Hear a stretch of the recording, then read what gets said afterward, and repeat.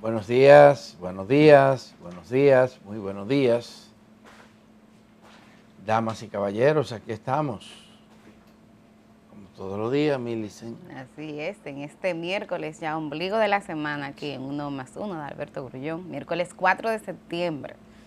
Un día que también tiene muchas informaciones. Sí. Ha sido una semana activa esta. Muy activa. Sí. Mientras el presidente Luis Abinader está en los Estados Unidos, donde va a participar en unos cuantos eventos, Sí. va a ser orador principal frente a una organización del Caribe. Sí. Se anuncia, el presidente está por allá, se anuncia que el secretario de Estado de los Estados Unidos viene para estos lados. Primero Haití, luego República Dominicana. Haití, República Dominicana, viene a la isla y va a sostener reuniones allá con las principales autoridades haitianas y aquí con el jefe del Estado. Así es. Con Luis Abinader. Esto es interesante. Estamos hablando de un funcionario de altísimo nivel, tercero en mando en Estados Unidos. Exacto. Y para el tema de política exterior, el primero en mando, el primero, que manda esto, sí. sí, así es. Así que lo tendremos aquí el viernes. El viernes. El presidente llega el jueves. Sí. Entonces hay muchas expectativas con relación a eso. Lo que va a hacer. Pero es bueno que vaya a Haití porque Estados Unidos tiene que manifestarse en Haití, tiene que ayudar a que esa policía realmente funcione. Tiene que ayudar. Y ayudar a esto, y tiene que impulsar la realización de elecciones libres en Haití. Y para que haya elecciones en Haití se necesita logística, logística y política.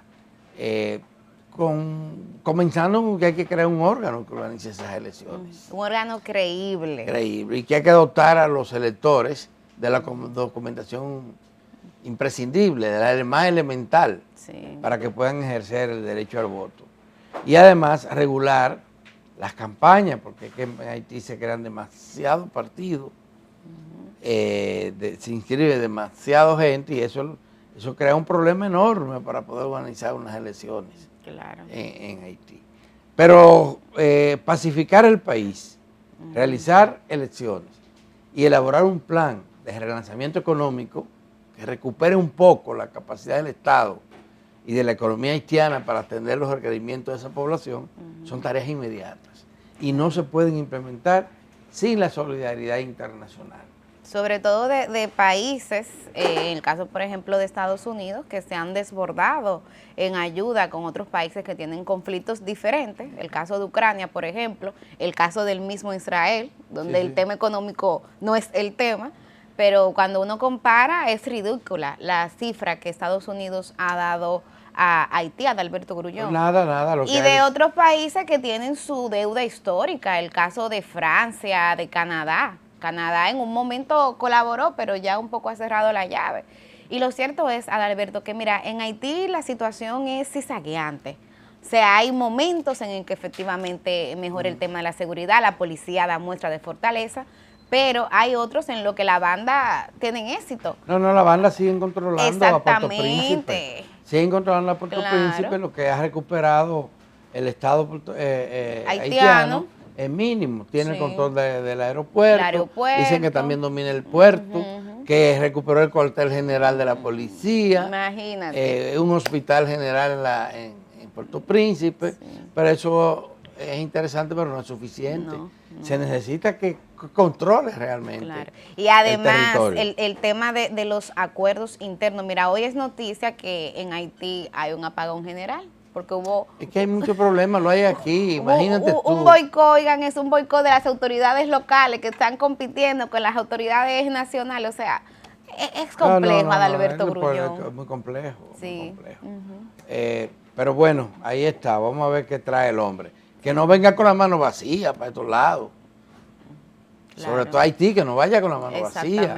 Yo supongo que va a ser un buen anuncio allá. Vamos a darle cuarto, equipo. A esta gente para que fortalezca su capacidad interna de frenar las bandas. Y el mundo es muy hipócrita. Estamos hablando, porque cuando se habla de que las políticas mundiales, están centradas en organismos que no... Porque ya están las Naciones Unidas. Es simplemente apoyo moral que necesita Haití. No, así no.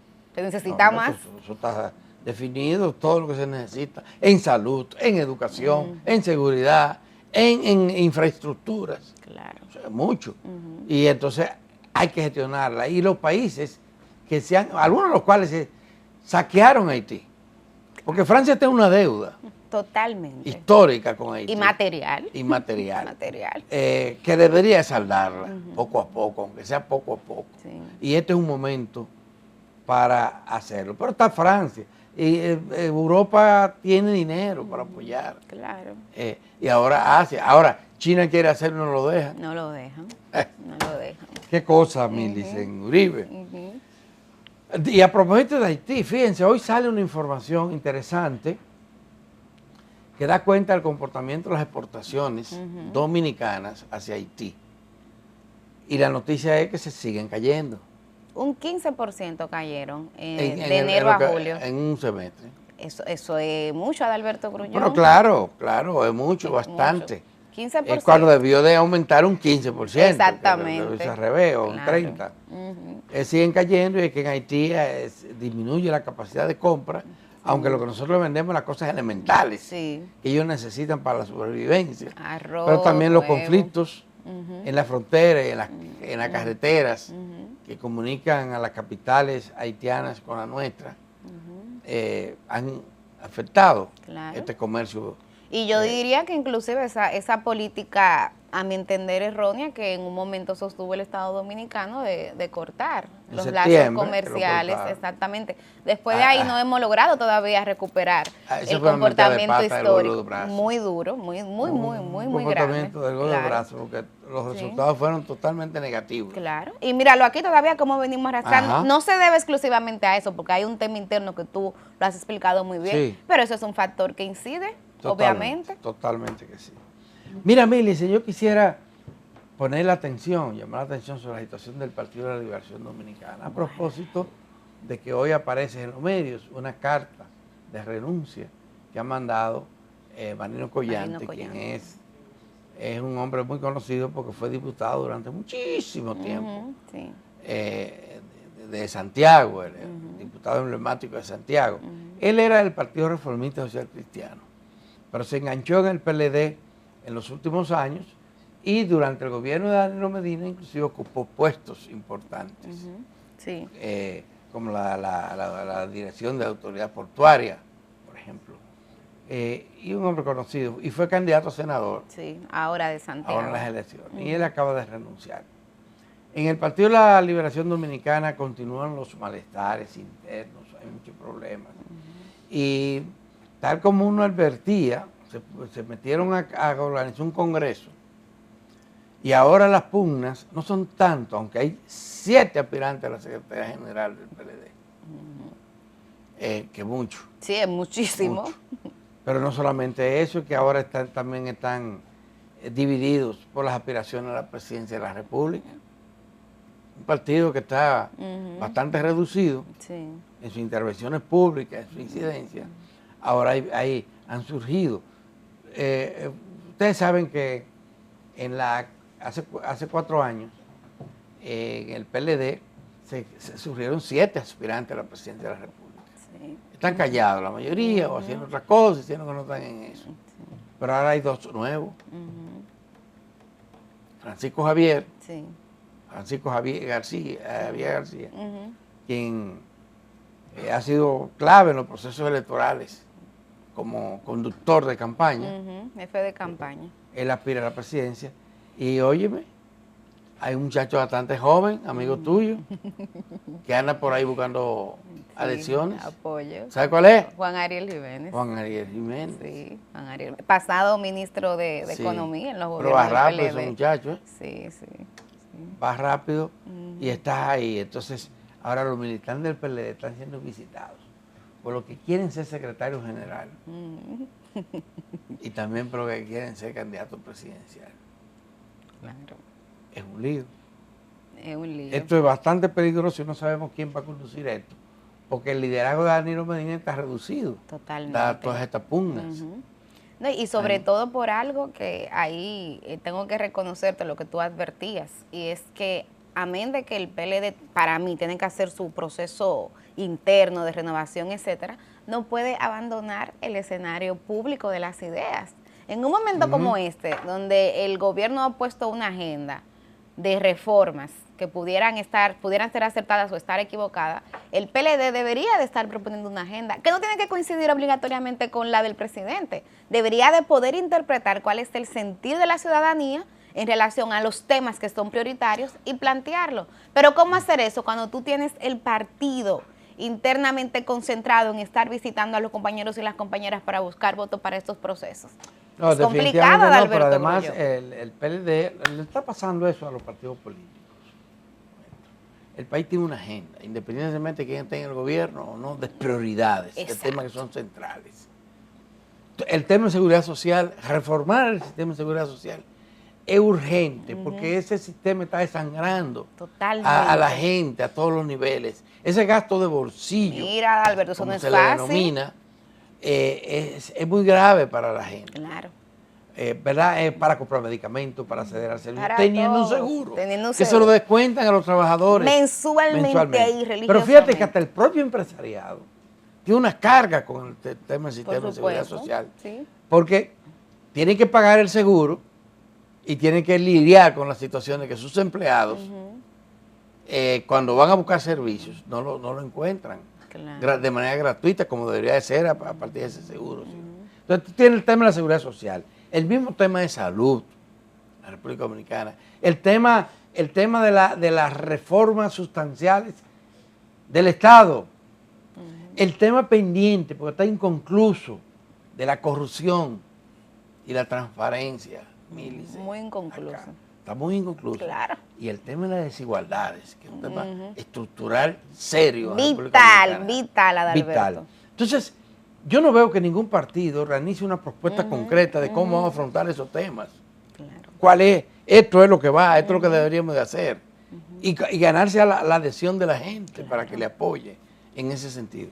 Si no lo hacen, olvídate que va a ser más de los mismos y pueden desangrarse los partidos, porque entonces las pugnas vienen alrededor de las personalidades. Claro.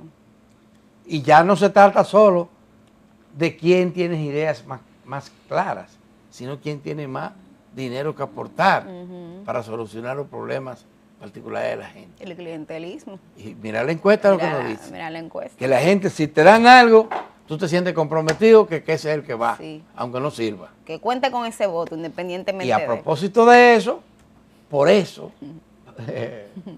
todo se conecta. Tú vas a entender que ayer apresaron a un regidor. Por narcotráfico, nada más y nada menos. Lo están vinculando a una red a quien le ocuparon 93 kilos. Oigan eso. De cocaína. Un regidor. Un regidor de San Pedro de Macorís. El caballero este es... Walkie Cuevas Charles. Walkie Cuevas. Óyeme. De San Pedro de Macorís. Él es del bloque institucional. ¿Con quién iba aliado el bloque institucional? En las elecciones pasadas, con el PRM. No. El BIS iba con el PLD y la Fuerza del Pueblo. Era del bloque opositor. Bueno, y el tema es, ¿cómo gana ese muchacho? ¿Cómo se proyecta? No estamos diciendo que sea culpable. No. Pero mire, le allanaron la casa, lo apresaron, le han dado seguimiento y tienen que tener evidencia en ese sentido. Claro. De manera que esos temas son los centrales de la agenda nacional. Y esos son los temas que deberían los partidos asumirlo para buscarles respuestas, independientemente de que estén en el gobierno o en la oposición. Porque hay que decir que, por otra parte, el partido del gobierno lo que está también en sus propios asuntos. Sí, claro. Definitivamente. Buscando quién va a encabezar la candidatura del 2028. Así es, y cuál es el cargo que me toca. Claro. Y los partidos progresistas, que muy bien pudieran agotar esta agenda, sobre todo por el tema de la desigualdad, que es un tema que compete al progresismo, tampoco están en eso, de Alberto Grullón. Entonces, no avanzar, caballeros, eso es lo que hay. Pero con el permiso de ustedes vamos a tener que hacer una pausa porque se nos ha ido el tiempo en este segmento. Y al regresar vamos a conversar con Max Puig.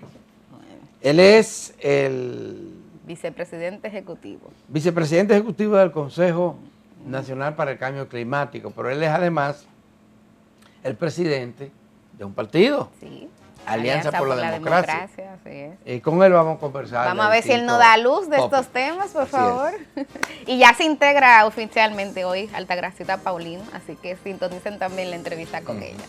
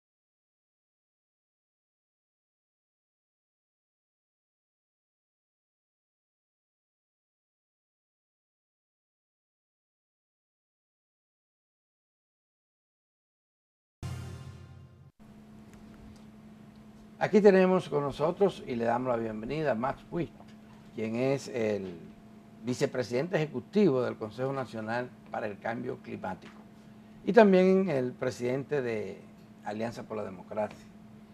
Qué bueno que esté aquí, Max. Gracias, Adalberto. Un hombre joven, se mantiene joven. Sí. Este caballero, Biológicamente y también de ideas. También de ideas. Bueno, jóvenes son los que no tienen compromiso con el pasado. Y Max no lo tiene. Bueno, hablemos del cambio climático primero.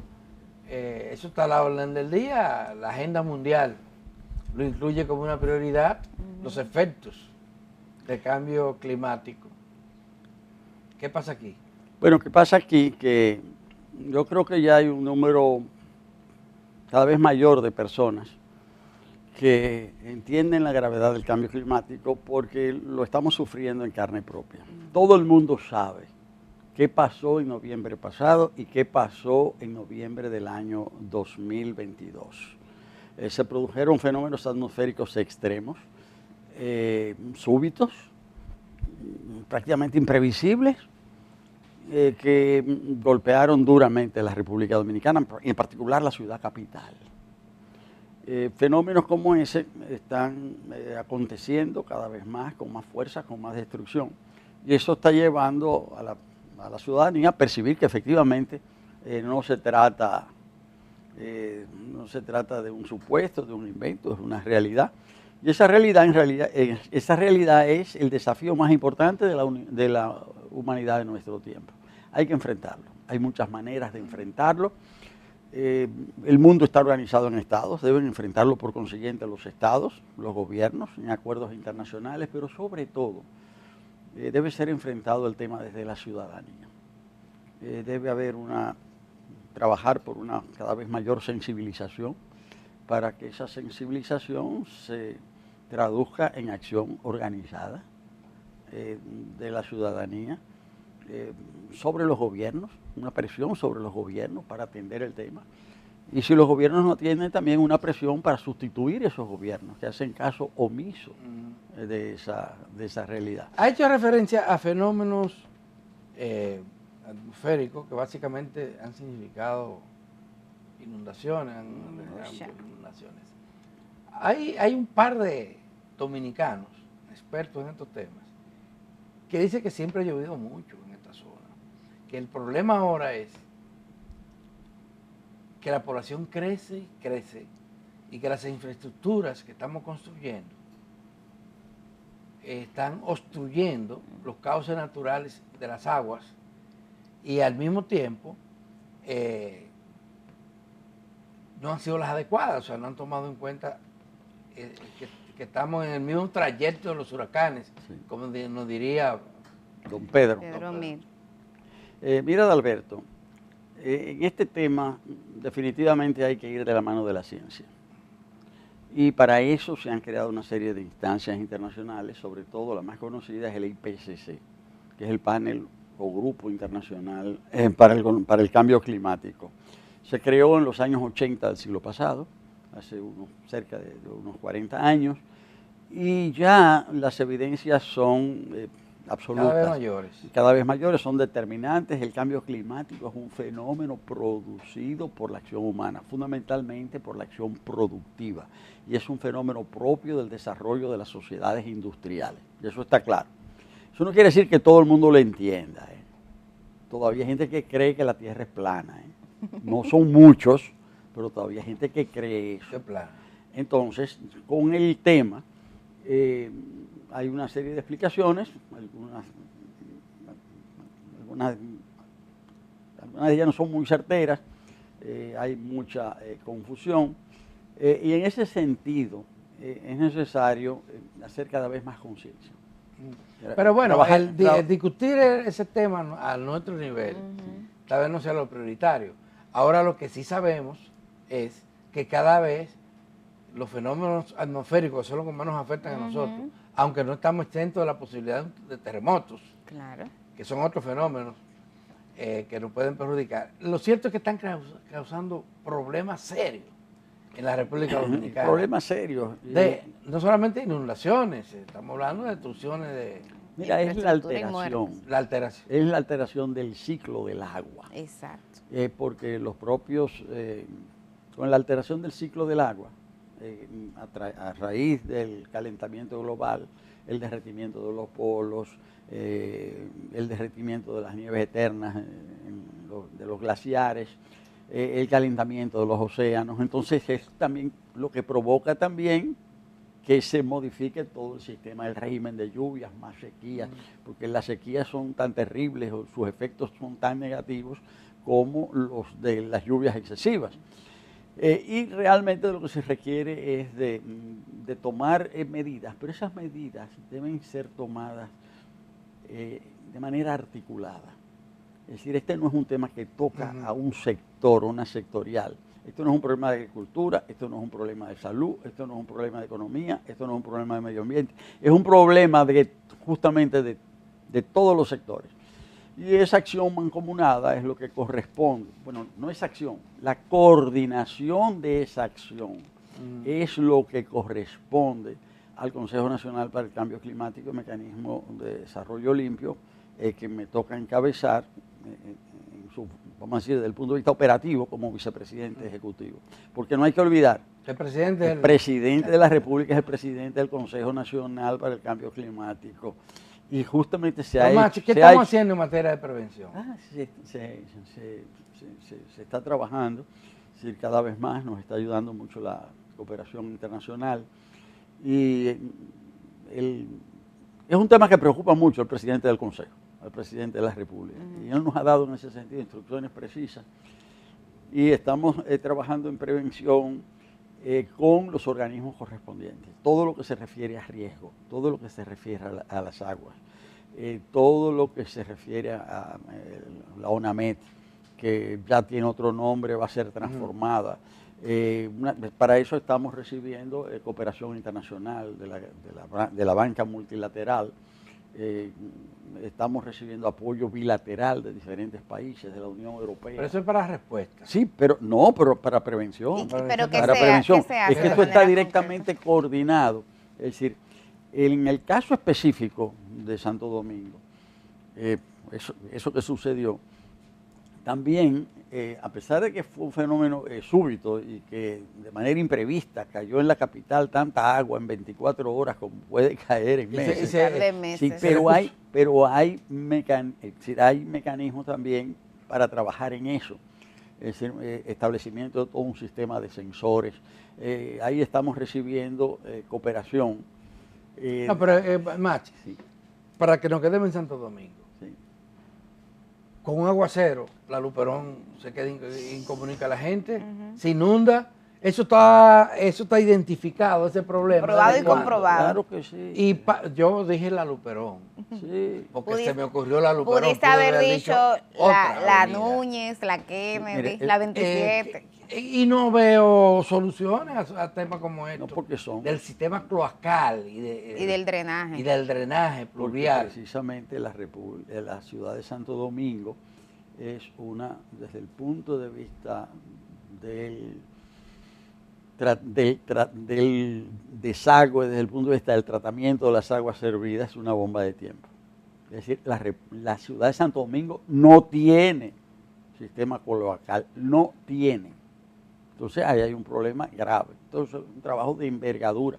Ahora, una cosa es esos problemas que son problemas, trabajo de infraestructura que hay que realizar, y todo el otro tema es el tema de previsión. Se conjugan. Entonces, cuando hay infraestructuras deficientes, y esto cuesta mucho, mucho dinero. Pero está en agenda este tema de la infraestructura, del drenaje. Yo me referiría a lo que nos toca a nosotros desde el Consejo, que estamos trabajando más en la previsión. Pero a ustedes les toca coordinar. Exacto, tienen que interconectarlas. Bueno, les voy a señalar lo siguiente. La República Dominicana está formando parte de la Coalición para el Desarrollo de Infraestructuras Resilientes. Es una coalición internacional de países y de organismos internacionales encabezada por el gobierno de la India. Y esta coalición se ocupa de asesorar los países para que las construcciones, las infraestructuras que se desarrollen, lo hagan teniendo en cuenta el fenómeno del cambio climático. Ya estamos recibiendo apoyo directamente de esa coalición. Y esa coalición fue solicitada por el gobierno dominicano a raíz de los fenómenos del mes de noviembre. A nosotros nos tocó, la India en ese sentido está colaborando con nosotros, para que todas las infraestructuras que se vayan a hacer se hagan teniendo en cuenta eso. Porque cuando se va a un puente, hay que hacer un nuevo puente. El tema es que no se puede hacer el puente como se hacía antes. Hay que hacer ese puente en base a un nuevo paradigma. Pero eso me suena a largo plazo. No, perdón. Estamos en ahora septiembre, a ley de 2 meses de tener otro noviembre. No, sí, pero perdón, son dos cosas. ¿Sí? Todo lo que hay que hacer no se puede hacer en un año. Definitivamente, que estemos claros, el sistema cloacal de Santo Domingo no se va a resolver en un año. Pero se comenzó a resolver. No. Y no se ven acciones concretas. No, perdón. Bueno, porque hay cosas que no se ven justamente. Todo lo que se está haciendo en el COE, todo lo que se está haciendo en la Comisión Nacional de Emergencia normalmente no se ve. Eso no se ve porque eso no son construcciones. Es decir, y ahí estamos recibiendo apoyo para hacer los diseños correspondientes. Eso no se puede ver, porque esos diseños de previsión no se ven, no son obras, no se pueden ver. Hace 6 años que el COE tenía identificado los lugares más vulnerables frente a fenómenos atmosféricos del territorio nacional. Sí, así es. Más de 6 años. Exacto. Y ya el COE sabe para dónde hay que coger. Porque no se ha resuelto esos temas. ¿Para dónde es que hay que mandar a poner atención especial? Espérate, Adalberto, es que hay niveles de respuesta. Sí. Una cosa es desplazar y construir habitación para los millones de personas que viven en zonas vulnerables. Esa es una cosa. Y eso no es un asunto de saberlo, que están ahí la gente que está amenazada. Y otra cosa es resolver ese problema de infraestructura. Otra cosa es saber cómo responder frente a la contingencia, el desplazamiento, la cuestión de momento. No, eso es que yo me refiero. No, es que son dos temas distintos, totalmente. No, pero yo me estoy refiriendo justamente a soluciones definitivas.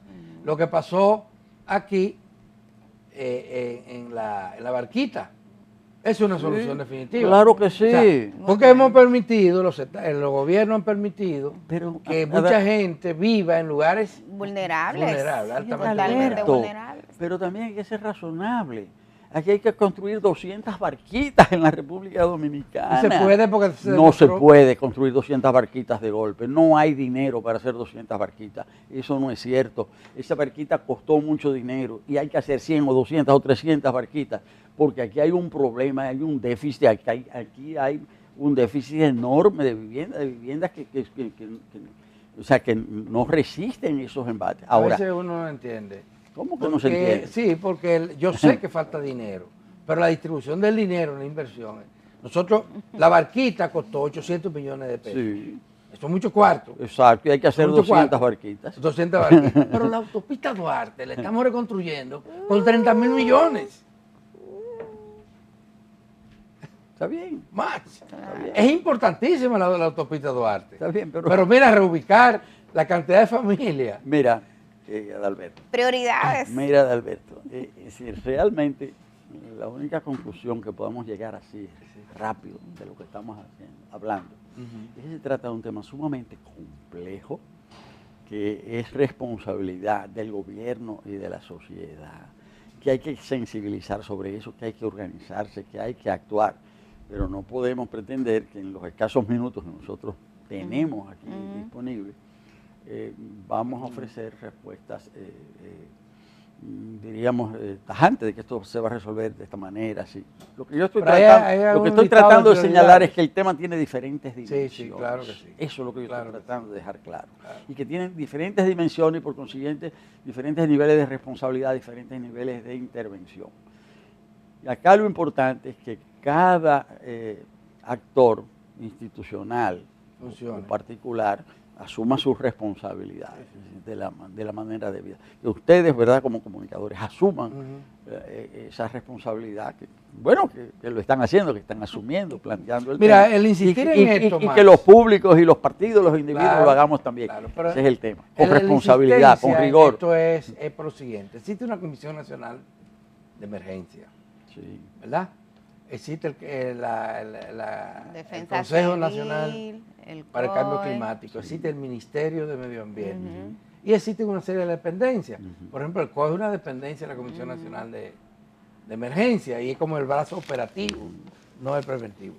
Lo que yo insisto es en la necesidad de que haya una política pública, una política pública que guíe a todas estas instituciones, a todos estos instrumentos y que se plantee no solamente un plan a largo plazo, sino planes operativos y decir, miren, este año vamos a trabajar Exacto. en esto. Y entiendo, creo, de lo que acaba de contarnos, Max, que hay una labor preventiva importantísima que incluye el ordenamiento territorial y que incluye el saneamiento.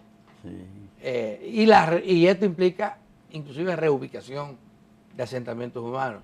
¿No es así? Está señalando la diversidad y complejidad del fenómeno. Sí, sí. En ese sentido, también está la diversidad y complejidad de las respuestas. Y cuando hablamos de esos fenómenos, hay que partir de la existencia en el país de un plan hidrometeorológico. Y eso ya existe. Y había que partir de ahí.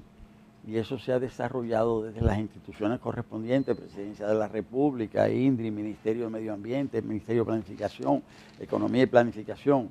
Entonces, sobre esa base que se están desarrollando los otros planes, pero eso es un resultado de este gobierno, de la gestión pasada del presidente Abinader, ese plan hidrometeorológico que ahora, sobre esa base, se han establecido planes a ser financiados por los diferentes grandes organismos de financiamiento. Entonces, esto tiene que obedecer, si se quiere, a una arquitectura, a un diseño. Dentro de eso, como hay urgencias, aparte de esos problemas, si se quiere, de fondo, estructurales, también hay respuestas circunstanciales, coyunturales. Y yo puedo decir, y lo digo con propiedad, es decir, que el COE y la Comisión Nacional de Emergencia se han reforzado en estos últimos 4 años. Es notable lo que se ha estado haciendo en el COE. Nosotros como Consejo Nacional para el Cambio Climático hemos pasado a formar parte del Consejo del COE. Hemos procurado proyectos para apoyar el COE, para apoyar a la Comisión Nacional de Emergencia. Ha mejorado de manera notable. ¿Se resolvieron todos los problemas? No, porque no se podían resolver todos esos problemas.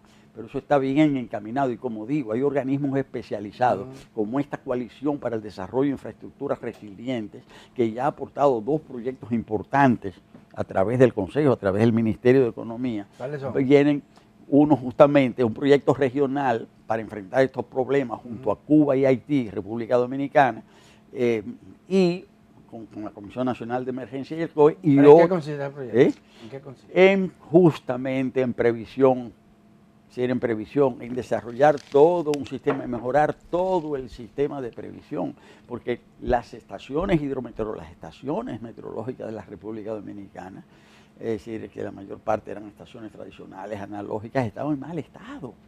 Es decir, lo primero que había que hacer era establecer el inventario para poder disponer de una data adecuada para poder a partir de ahí desarrollar los planes. Pero yo insisto en lo de infraestructura, porque si bien es cierto que la previsión es importante, si avanzamos en previsión, igual vamos a tener carencias en, por ejemplo, qué hacer ante la crisis, a dónde movilizamos a la gente, por cuáles avenidas, puentes, túneles va a circular la población. Sí. O sea, como quiera, seguimos estando cojos, no, Max. Claro que sí, pero hay que ver esto de manera concomitante.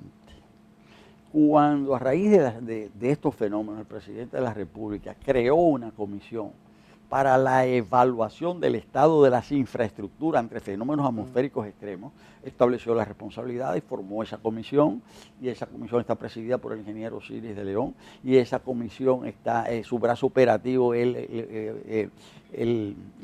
la oficina de sísmica del ingeniero Reyes Madera, Leones Vía, y nos encargó a nosotros, como Consejo Nacional para el Cambio Climático, de reforzar ese trabajo a través del financiamiento. Perdón, déjame decirte, hicimos eso, y lo primero que este organismo de cooperación de la India nos dijo, sí, esto es muy grande, ¿qué hacer? Y entonces ese organismo, NASBIE, más Obras Públicas, dijeron cuál era la prioridad, que dentro de las presas había que comenzar por 2, porque no se puede acometer todo al mismo tiempo, y que había que acometer los programas de comunicación vial de las ciudades de Santo Domingo y Santiago.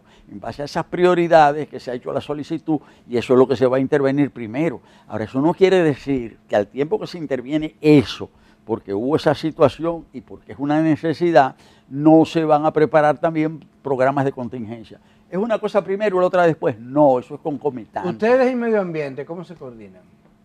Perfectamente, en el sentido de porque ellos tienen un viceministerio de cambio para climático. El cambio climático. Ojalá que todos los ministerios tuvieran uno también, ojalá.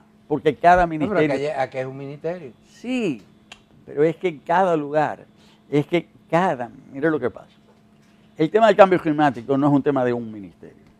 No, es transversal. De todos los claro. ministerios. Entonces, el Consejo Nacional para el Cambio Climático lo que hace es una labor de coordinación. El presidente de ese consejo. Y la diferencia. Pero déjame terminar la respuesta. Que me lo diga junto. Ajá. Mira, la diferencia entre entonces el Consejo para el Cambio Climático y la Comisión Nacional de Emergencia, que integra a casi el gobierno entero. Sí, pero son dos cosas distintas. Pero sí, eso es lo que quiero saber, la diferencia. Sí, mire, en primer lugar, el presidente del Consejo Nacional para el Cambio Climático, como dije, es el presidente de la República. El secretario de ese consejo es el ministro de Medio Ambiente. Ahora, pero el presidente también preside la Comisión Nacional de Emergencia. Pero que son dos cosas distintas, estoy hablando de una primero. El presidente preside el consejo, el secretario del consejo es el ministro de Medio Ambiente. Lo que yo hago es ser el ejecutivo, es el brazo ejecutivo, para coordinar no solamente al presidente y al secretario del Consejo, sino a todos sus miembros. Ahí está el Ministerio de Economía, ahí está el Ministerio de Hacienda, ahí está el gobernador del Banco Central, ahí está la Superintendencia de Electricidad, ahí está el Ministro de Energía, ahí está el Ministro de la Pública. ¿Funciona eso, mamá? Claro que funciona y eso es lo importante. ¿Con qué frecuencia se reúnen? Nosotros coordinamos de manera permanente. Okay. Ese consejo se creó en el año 2008 y no se había reunido nunca hasta el gobierno de Luis Abinader. Y se ha reunido 2 veces. Ahora, lo que se ha fortalecido es la coordinación interinstitucional, que es permanente, y eso es lo que hace el Consejo. Ahora, ¿quiere decir que es el Consejo que hace las cosas? No, las cosas las hace cada ministerio. Nosotros apenas coordinamos, pero esa labor de coordinación es esencial para que todo lo que se hace se haga bien. En el Ministerio de Medio Ambiente hay un viceministerio de Cambio Climático que fue aprobado por resolución interna, todavía no es ley. Y cada ministerio tiene, sobre todo los que están integrados en el Consejo, que son más de 10, tiene un punto focal, un responsable directo. Y nosotros trabajamos directamente con el ministerio, pero siempre a través de eso, y por eso ha habido mucha fluidez. Incluso el trabajo que han hecho conjuntamente, el Ministerio de Energía y Minas, por ejemplo, con el Consejo Nacional para el Cambio Climático es notable. Con el Ministerio de Educación, todas las escuelas del país, las escuelas rurales están siendo dotadas de... ¿Esos ministerios designan un responsable? Dependiendo del nivel, un punto focal, pero en algunos casos, como en el caso del Ministerio de Medio Ambiente, se le da más importancia por el carácter del Ministerio de Medio Ambiente. Lo que yo quiero decir es que esto se está trabajando para hacerlo cada vez mejor. ¿Significa esto que todos los problemas se van a resolver de la noche a la mañana? No es verdad, el que lo diga no está diciendo... Pero debe haber prioridades. Claro que las hay. Incluso esa prioridad está establecida en un documento nacional que se llama Contribución Nacionalmente Determinada, que el país presentó, que el país se rige por eso. Los responsables de montar esa contribución son el Ministerio de Economía y el Consejo Nacional para el Cambio Climático, respaldados directamente por el Ministerio de Medio Ambiente, el Ministerio de Hacienda, con la contribución de los demás ministerios. Y eso, ahora mismo ese documento que había que presentar en el 2020, hay que revisarlo ahora, se está trabajando en eso, porque de eso es que dependen las contribuciones internacionales también. En realidad es un trabajo, si se quiere, arduo, difícil, pero es apasionante. Y todos los que estamos metidos en eso, estamos trabajando a fondo, con determinación. Yo creo que eso es lo importante, lo que hay que ver, que en eso nadie se está durmiendo. Muy bien. Bueno, se nos acabó el tiempo. Sí. Qué rápido se va. Sí, que estuvo interesante la conversación. Muy interesante. Pero más va a tener que volver para que hablemos de política. Sí, cuando ustedes quieran. No alcanza el tiempo para eso. Muchísimas gracias, Matt Puig. Y a ustedes, un permisito y volvemos con Altagracia Paulino.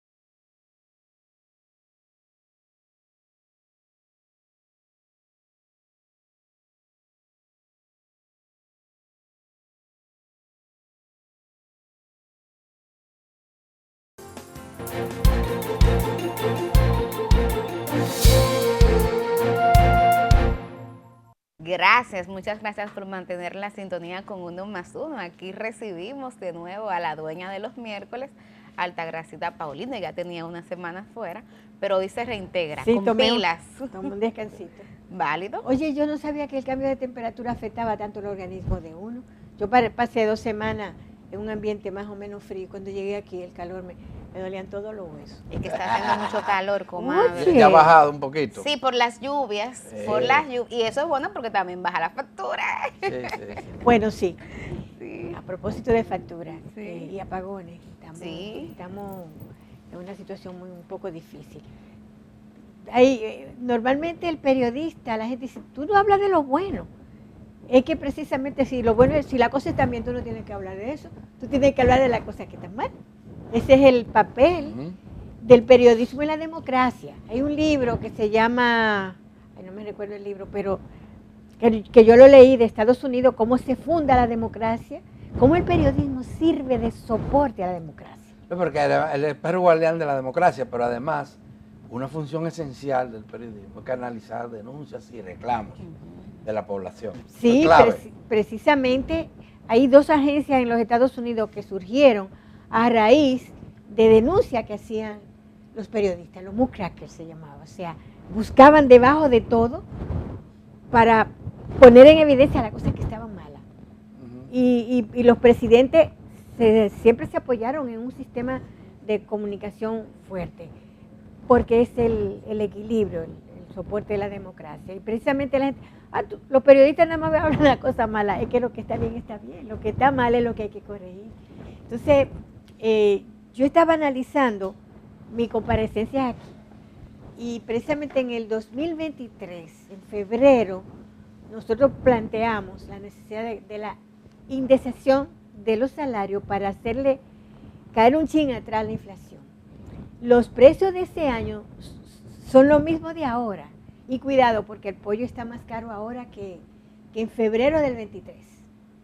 Porque yo estuve chequeando mis comparecencias y la nota de OPECO, mis artículos, y entonces estábamos hablando de la indexación. Y una de las cosas que yo recuerdo, ¿por qué tiene que ser indexado el salario? Y por qué tú dices, bueno, cuando se ganaba 60 pesos, el salario mínimo, estaba 10 chelas el libra de pollo a 10 centavos. Yo me casé en el 77 y era así.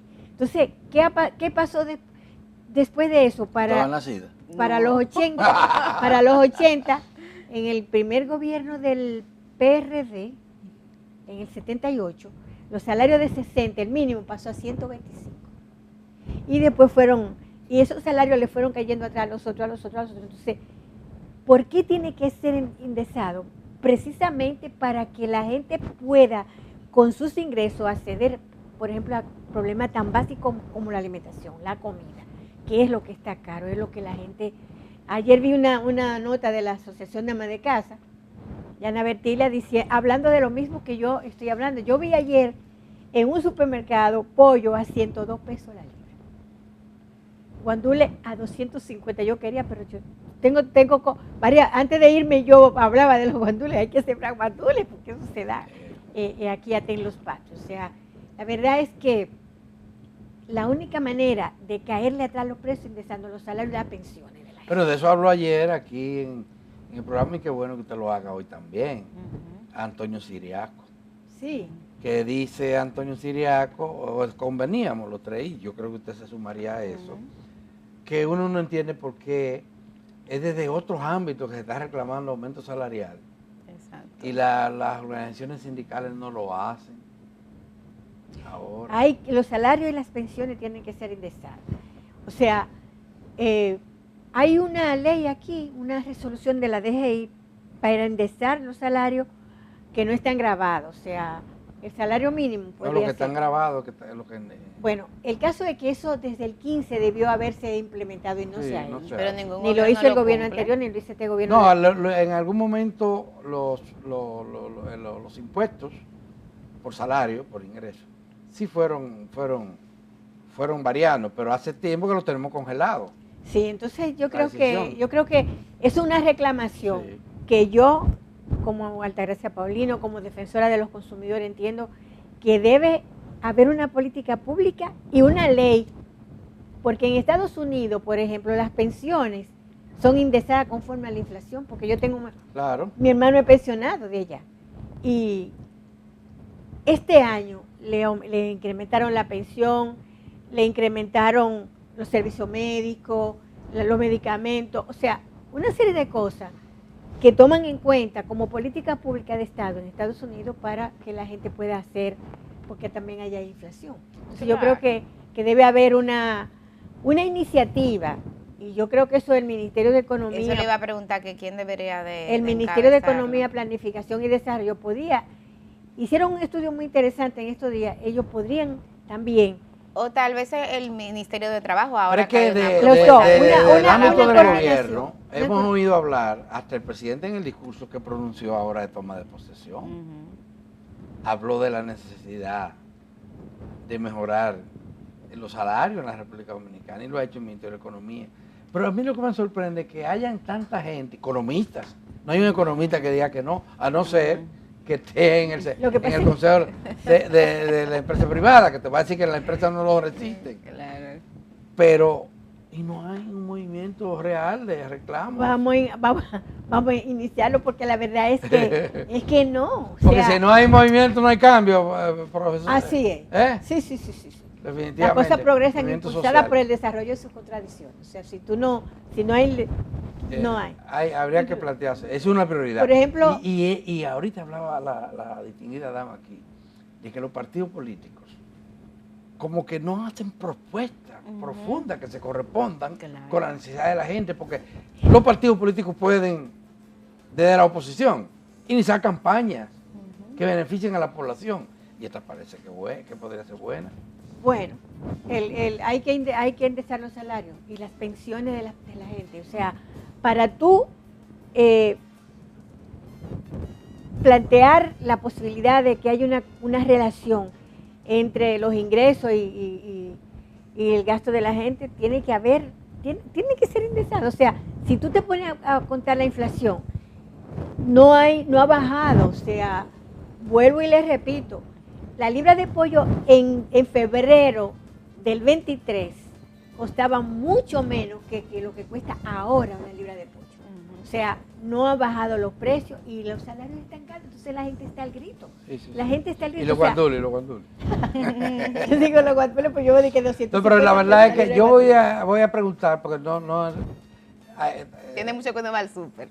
No, yo lo busco. Porque cada producto no lo encuentra, pero tan carísimo como dice, ¿dónde aparecen? Tan escasos. Algo ha pasado con los guandules, ¿qué pasó? 250 pesos una libra de guandules. Y me dice una amiga mía, ay, a mí me pidieron 150 en el mercado y yo lo dejé por caro, pero es más barato. Y yo le dije, claro, que se devuela. Pero ahí pasa algo, aunque hay que decir. Hay algo con los guandules. Que aquí la política agropecuaria han descuidado a los pequeños productores. Casi no hay apoyo para los pequeños productores. Y el guandul está en manos de los pequeños. Aquí no hay grandes plantaciones de guandules. Son los pequeños los que siembran esto y juegan un papel importante. Mire cómo está la experta en... Pero yo también, a todos los que nos gustan los guandules. A mí me gustan 250 pesos. Eso es demasiado. Es demasiado. Entonces, es demasiado. Una libra de guandules es un poquito. O sea, tienes que comprar por lo menos 500 pesos de guandules para... Tú sentí el guandul ahí, qué rico. Sí, bueno, el caso es que hay que indexar los salarios y las pensiones de la gente. Es un reclamo. Y producir guandul. Es un reclamo, ¿no? Y del pollo también. Y del arroz. Del pollo han dado una explicación. Y del azúcar. Sí. Yo tuve una explicación aquí y decía que la gente del gobierno no sabía defenderse. Porque en época de calor, julio y agosto, son problemas de pollo. Y lo tuve, cuando yo estaba en preconsumidor, yo tuve que una comisión de la Cámara de Diputados, todo el mundo, para ver, transparentar la cosa. Se ahogaban los pollos, el calor no es para pollo. Entonces, para pollo gringo. O sea, no sabían defenderse. No, que hay. No hablen mentiras, digan la verdad. Siempre la verdad. Expliquen por qué no. Siempre la verdad prevalecerá, porque después queda uno como mentiroso. Claro. Sobre todo si es funcionario. Misión cumplida. Se nos acabó el tiempo. Altagracia Paulino, Milicen Uribe, damas y caballeros. Mañana estaremos aquí de nuevo con ustedes en otra entrega de su telediario 1+1. Y temas interesantísimos vamos a traerles mañana. Así que les invitamos a que nos acompañen.